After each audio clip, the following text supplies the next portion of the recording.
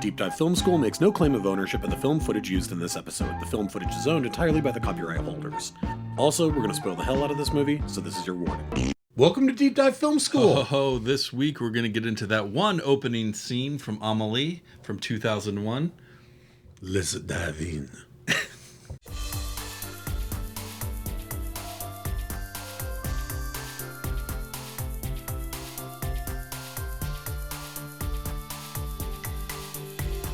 All right, everybody, I'm Adam Sherlock. And I'm Adam Poulter. And if you like what you see/hear, please like and subscribe. You can find us on all the spaces and places that people what? Find good media. That is right. We do festivals, 101s, and every other week we do a scene analysis. That's right. This week we are doing the childhood montage from Amélie. Yes. At the very beginning of the movie.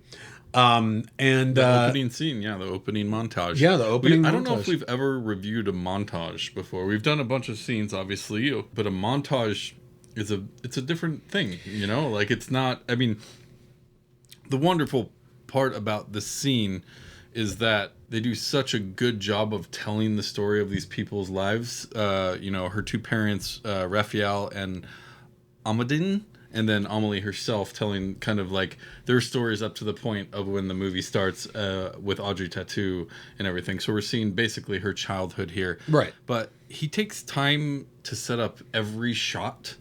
And Jean-Pierre Jeunet, if we didn't say already, is the director here who is...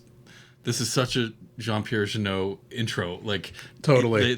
He just tells the story like only he can. What happened? What happened to him? Yeah, I feel movies? like Alien Resurrection killed his career. He did do an Alien movie, and he did the worst one. But City of Lost Children. City of Lost Children. This Very Long Engagement is also similar to. He has a new movie on I've just seen on Netflix called Big Bug. Oh, really? With a lot of his same kind of cast of characters. Well, and he's such a specific director, especially if you look at things like Delicatessen and stuff like that. Like, there's elements just in this 5-minute montage that we see of all of this stuff, but like. You know what probably happened, and I realized it a lot watching it this time, is that Wes Anderson stole his shtick and fucking did everything. I think there were a couple of directors who did. I think that he had such a strong fingerprint that, we've talked about. They had to have been influences on Anderson. And that then becomes kind of like, oh yeah, that old trope. And it's like, no, I invented that thing. Mine. And you're totally right that whimsy and sort of ironic. You love using the adjective whimsy when you talk about Amélie. I mean, listen, the whimsical and then sort of ironical, like, okay, to me, the full encapsulation of all of it is this idea that her dad, who is a physician, gives her monthly checkups, but it's the only time that he has physical contact with her. Yeah. And so her heart beats faster. So he's convinced that she has a heart murmur when all she wants is a hug. When all she wants is a hug. To me, that you crystallize that, and that is Jean-Pierre Jeunet's kind of pastiche in a nutshell. I agree. She reminds me, especially the childhood version of Amélie, reminds me so much of Mary from Mary and Max. Oh, completely. Oh. Also mixed with Margie in Persepolis a little bit. Oh, my God, completely. There, right? Well, she's got, this little actress has the best scowl face. Oh, yeah.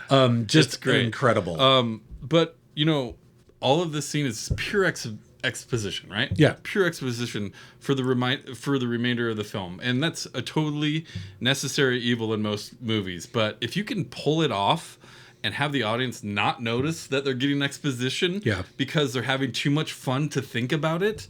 And when it pays off later in the movie, as an audience member, that is extremely satisfying. Right? Well, listen, you were just saying Wes Anderson, does that so well. And he does it through things like little notebook drawings or little diagrams, right? It's that 2-second scene, and this montage is a great example of it. It's that 2-second scene that it took them 2 days to set up and make every tiny little detail perfect. Yep. Right? Yep. But you see it for 2 seconds, everything's in the most perfect place, and you have this charming little moment, and then it's gone.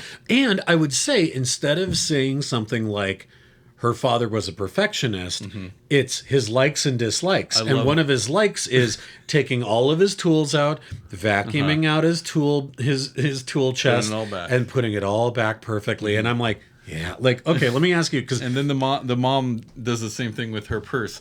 I love that we do the likes and dislikes though. well, and they are these like ubiquitous and so universal, but also so specific. His trousers that stick to him when he gets out. That's what makes it so good. Is the dislikes, like peeing next to someone, or this is my favorite one, getting scornful glasses at his sandals. Oh my God, yes. And for her, pillow marks on her cheek of, I hate just these weird specific things that everyone can relate to. Do you have a like that? I wanted to ask you. Gosh, do I don't you know. have one that you could do off the top of your head? Of a like or a dislike? I don't Either know. one, because I have to say, like, okay, one of my dislikes definitely is food that's in the sink that's gotten wet that you have to take out of the sink to throw away. Oh yeah. I mean, my get a all-time disposal. most horrible. Oh, I have one, but sometimes it doesn't go in there. Yeah, it's true. So you got to move it. Yeah. Like, that's one of my total dislikes. Getting a really big piece of wallpaper off. That's totally in my likes. Like, I used to do that when I remodeled houses. Yeah. So when I saw that in the movie, I was like, 1,000%. My favorite part is that they're also random, but it puts you in a world where things like this matter, right? Like, yeah. And so, like, they're already putting you in this world that you don't even know about yet, and you're just introducing to these characters. Well, because we echo back to it. I mean, we didn't get this far because that's outside of the montage, because we then meet Audrey Tautou when she's older, but we do then get her likes later, and one of them is putting her hands in a thing of beans. Yeah. Right? And she, like, slides her hand into it and is like, And it's the same thing that you're talking about. It's these tiny little, what otherwise would be insignificant idiosyncrasies, but is so important here because that's what the whole movie is. The whole movie is about being slightly weird, and that being utterly celebrated is sort of the point of Amélie as a film. Yes. And so to set up these rules in the beginning of that, these are the most important things you need to know about our main characters, helps us out so much tonally. It's so funny because they perceive the parents, and they don't say it. They put it on with graphics, but the dad has shaky nerves and the mom has a hard heart. Yeah. So that's like kind of describing Amélie a little bit, right? And it kind of becomes, you kind of understand her a little more. And then, we get a great Jeunet moment where Blubber the fish is suicidal and decides to kill himself. But we have the moment where it's that fast-paced, all sound design. She's screaming, they're cranking up the oven, Now mom is screaming. Yeah. So they do this, like, kind of little montage within the montage, which again Anderson does too. Yes. But like they have this little thing, this little scene that happens inside of the montage of her losing her fish, and basically her best friend, because her mom is paranoid and thinks she should be homeschooled and all of this stuff. And also along with that, this is right in the middle of when we get to these flights of fancy. Where we're really seeing the world through a child Amélie's eyes. When, first, obviously, when dad is doing the checkup, and then you're right, though. That's the best. That's the one that, like, describes so well. And then after that, she's wearing dad's stethoscope doing the monthly checkup on her imaginary friend. That's right. This, like, and there's no cutaway. Like, we just immediately cut to this creature. This, like, really well done, well rendered CGI creature that's sitting there with her, and she's listening to its heartbeat, and then she takes them off and goes, not good. Like that's him. Good. And then we cut away to these cloud animals. And then, that's great. I mean, the fantasy part is fun. Yeah. And the VO even says, in this world, LPs are made like pancakes. Love that sequence. So just the fact that they're stating in this world puts you in another space, right? Like you're just like, wait, what? That doesn't really make sense. But it's like, so fast, you have to accept and move on. Exactly. You don't have time to think about it, which is the beauty of montages like this that give you so much exposition and information that you don't, it's too much for your brain to register all at once, and boom, like let's keep moving on. Well, and to your point also of this, the boom and move on, but then the set piece itself, the dolly shot across all of dad's shoes over to the ones that he is polishing, as you said, took 2 days to set up, and then it's a 3-second section in the middle of this montage. Makes me think of somebody like Scorsese, who's so incredible at his montages, but that do the same thing, that set up all these rules, give you all this exposition and information, set to music, usually with a voiceover, and again, sequence that are just gorgeous and never feel like an info dump. They always feel like, man, that was a rad scene. Exactly. They did it with showing and not telling. Right, but you think about Goodfellas, Casino, all these movies where there are those huge montages, and you're like, some of the best parts of the movie. And normally, like, a montage is like, whatever. It's almost an easy excuse for exposition, right? Like, right. let's get rid of all this information quickly, and so we can set up this world in an easy way. Or let's show time go by, and so we're going to have the kids fix up the old warehouse into the all-ages venue. Getting ready montage. All that stuff. And so, but instead to use it as like, this is how I'm going to tonally set up all of these ideas.